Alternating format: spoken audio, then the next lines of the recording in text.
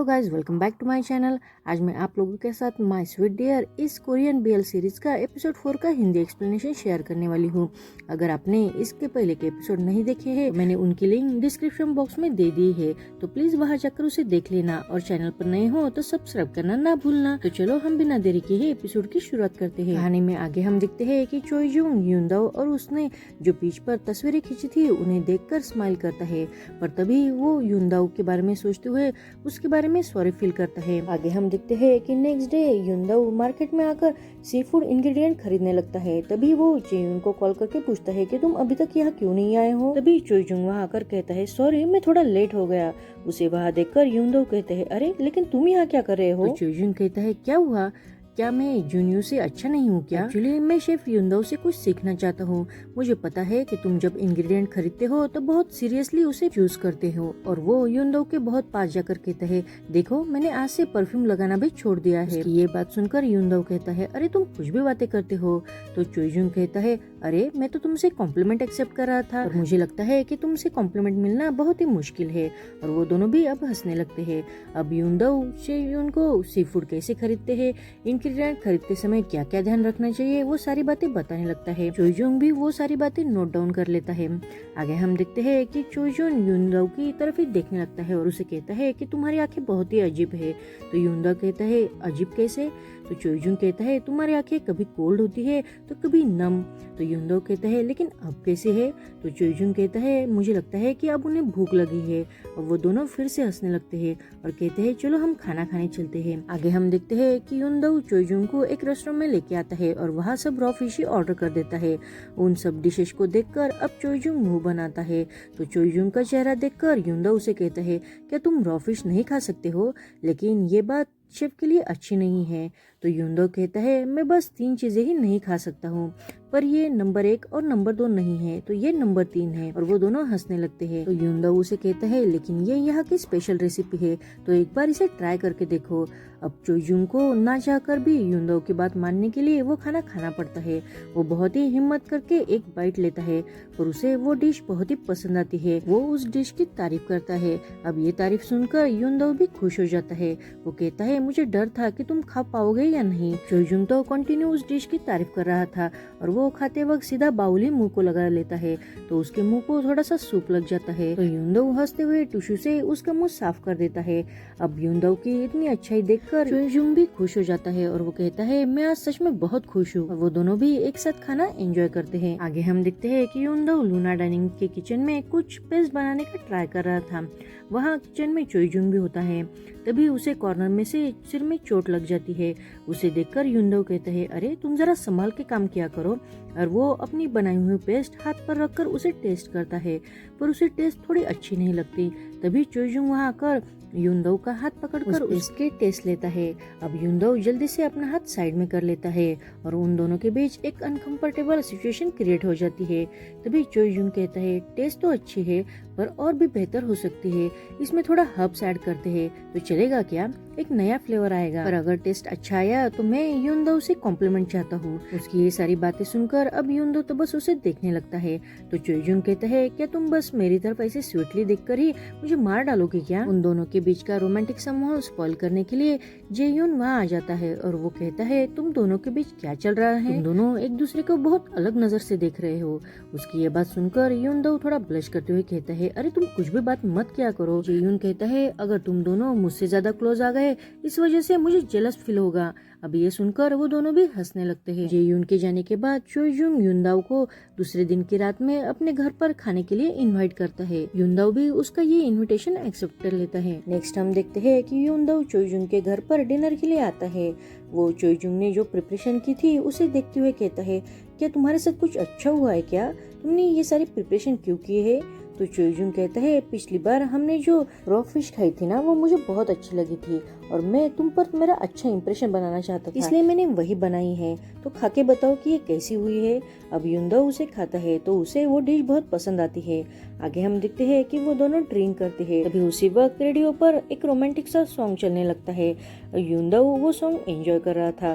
तभी चोईजुंग उसकी तरफ देखते हुए कहता है क्या तुम अभी भी मुझे हेट करते हो? तो युनदाओ कहता है मैंने तुम्हें कभी भी हेट नहीं किया, लेकिन बस सडनली तुम ऐसे मेरे किचन में आ गए, इसलिए मुझे थोड़ा अजीब लग रहा था। चोइजुंग उसे पूछता है तो अब कैसे फील होता है तुम्हें, कि तुम अभी भी मेरे साथ अनकंफर्टेबल फील करते हो। तो यूनदो अब कुछ भी नहीं कह पाता। चोइजुंग सडनली कह देता है कि मैं तुम्हें बहुत पसंद करता हूँ। अब ये सुनकर यूनदो भी स्माइल करते हुए कहता है मैं भी तुम्हें पसंद करता हूँ। इस कन्फेशन के बाद वो दोनों भी खुश होकर ड्रिंक करने लगते हैं।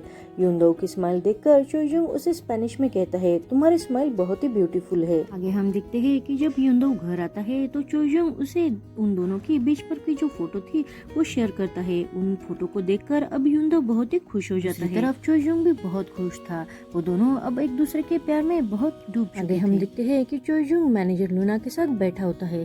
तभी वो कहता है कि तुमने मुझे यहाँ क्यों बुलाया है। तो मैनेजर लूना उसे हेड शेफ का कॉन्ट्रैक्ट देते हुए कहती है कि तुम्हारे लिए गिफ्ट है, क्या तुम्हें ये पसंद आ गया। उसे देखकर अब चोइजुंग के होश ही उड़ जाते हैं। वो कहता है कि तुम सच में यूनदो को यहाँ से फायर करना चाहती हो। तुम्हें भी पता है कि वो लूना डाइनिंग की कितनी परवाह करता है।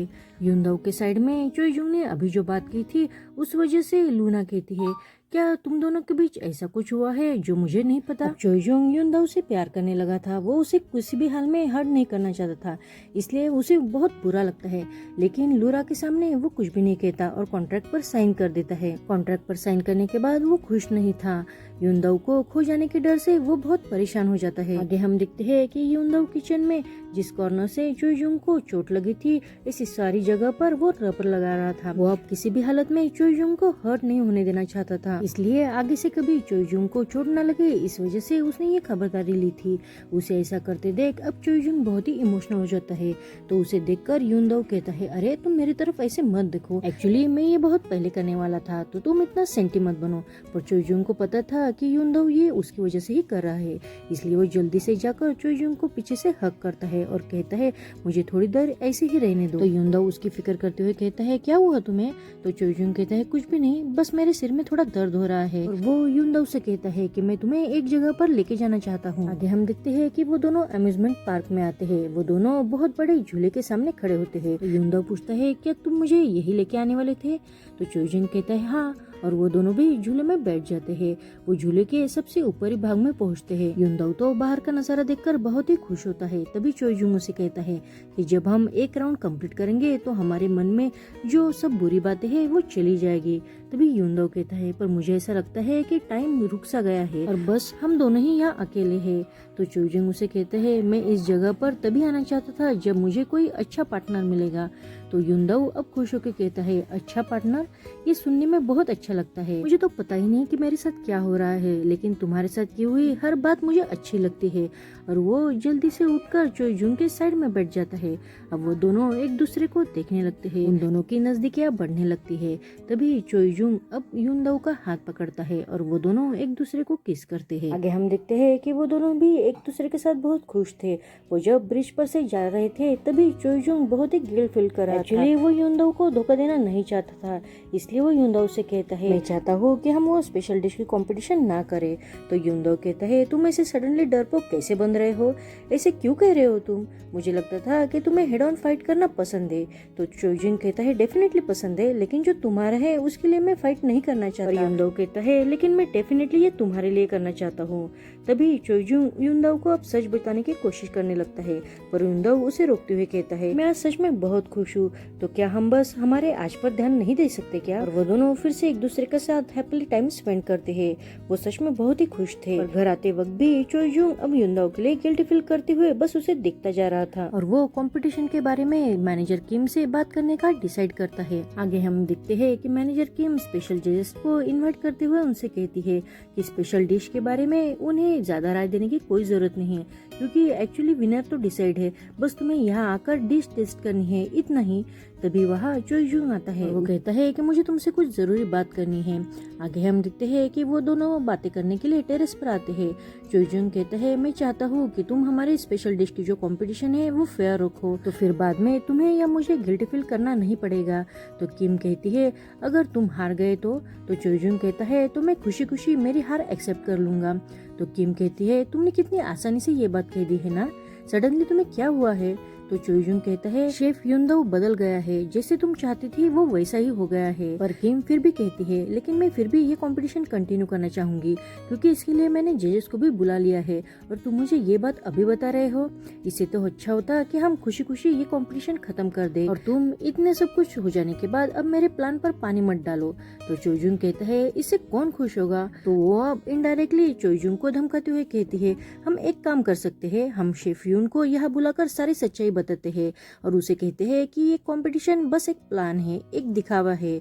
चोईजुन एक बढ़िया एक्टर है जो युनदाओ को किचन से बाहर निकालने में मेरी मदद कर रहा है। अब ये बात सुनकर चोईजुंग भी थोड़ा सा डर जाता है। वो आगे कहती है कि तुम्हारे सच्चाई जानकर क्या युनदाओ ये सब हैंडल कर पाएगा और बाकी की सिचुएशन क्या तुम संभाल पाओगे। तभी वहाँ येजुन आ जाता है लेकिन इन दोनों का उस पर कोई ध्यान नहीं रहता। तो मैनेजर किम आगे कहती है तुमने फॉरेन में जो कॉपी करने का काम किया है क्या तुम इसके बारे में जानते हो, तुमने स्टडी भी नहीं किया, क्या ये सब जानकर युनदाओ तुम्हें माफ कर देगा। अब ये सब बातें सुनकर चोईजुंग और भी डर जाता है। उनकी ये सारी बातें येजुन सुन लेता है। तभी वो मैनेजर किम को आवाज देकर कहता है कि आपको किसी ने नीचे बुलाया है। उसकी बात सुनकर वो वहाँ से चली जाती है पर चोई को समझ में आ जाता है कि येजुन ने उनकी सारी बातें सुन ली है। येजुन भी अब उसको टफ लुक देते हुए वहाँ से जाने लगता है। तो चोई जल्दी से उसके पास आकर उसे रोकते हुए कहता है क्या तुमने हमारी सारी बातें सुन ली है। तो येजुन कुछ भी नहीं कहता। तो चोई उसे कहता है अभी अभी जो सुना उसके बारे में युनदाओ को कुछ भी मत बताना, मैं उसे खुद अपने मुंह से सारी सच्चाई बता दूंगा। मैं तुमसे भीख मांग रहा हूँ लेकिन उसे कुछ भी पता नहीं चलना चाहिए। लेकिन येजुन गुस्से से उसका हाथ हटाते हुए वहाँ से चला जाता है। चोईजुंग युनदाओ को खोने की वजह से बहुत ही परेशान हो जाता है। यहीं पर ये पार्ट खत्म होता है। आगे येजुन युनदाओ को क्या सारी सच्चाई बताएगा, ये इन दोनों का ब्रेकअप होगा, ये जानने के लिए अगला पार्ट जरूर देखना और प्लीज मेरे चैनल को सब्सक्राइब करना ना भूलना। Thank you for watching.